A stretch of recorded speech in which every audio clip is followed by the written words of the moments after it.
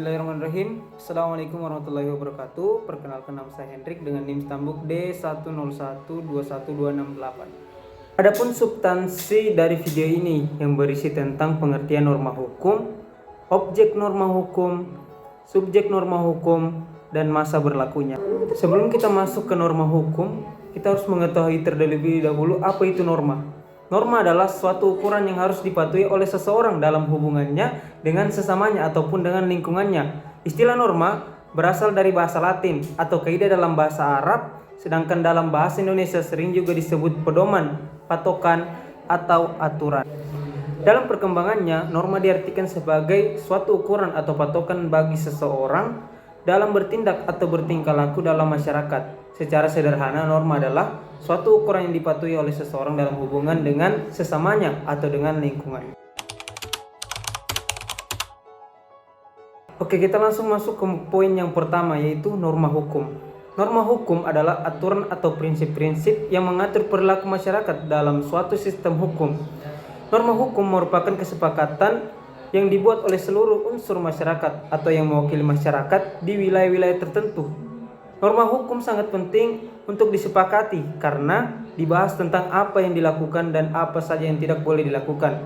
Norma hukum dapat dibentuk secara tertulis maupun tidak tertulis oleh lembaga yang berwenang membentuknya. Poin yang kedua yaitu objek norma hukum. Objek norma hukum dibagi menjadi dua, yaitu norma hukum abstrak dan norma hukum konkret. Norma hukum abstrak yaitu suatu norma hukum yang melihat pada perbuatan seseorang yang tidak ada batasnya atau tidak konkret. Norma hukum abstrak ini merumuskan suatu perbuatan seseorang secara abstrak. Sedangkan norma hukum konkret yaitu suatu norma yang merumuskan perbuatan seseorang secara tertentu atau nyata. Lanjut ke poin ketiga, yaitu subjek norma hukum. Subjek norma hukum dibagi menjadi norma hukum umum, norma hukum individual. Norma hukum umum adalah suatu norma hukum yang ditujukan untuk orang banyak, umum dan tidak tertentu. Artinya, norma ini berlaku bagi semua orang tanpa terkecuali. Sedangkan norma hukum individual adalah suatu norma hukum yang ditujukan atau dialamatkan pada seseorang, beberapa orang, atau sekelompok orang tertentu. Artinya, norma ini tidak berlaku bagi semua orang, hanya berlaku bagi orang tertentu saja.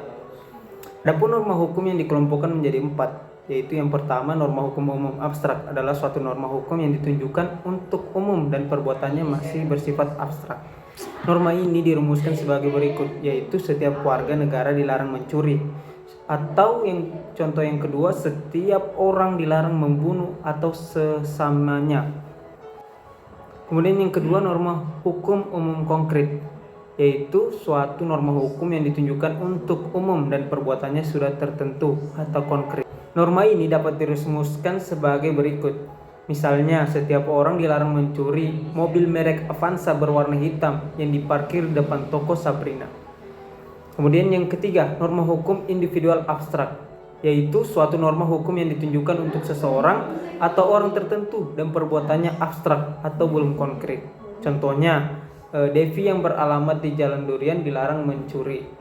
Kemudian yang terakhir, yang keempat, yaitu norma hukum individual konkret, yaitu norma hukum yang ditunjukkan untuk seseorang atau orang-orang tertentu dan perbuatannya bersifat konkret.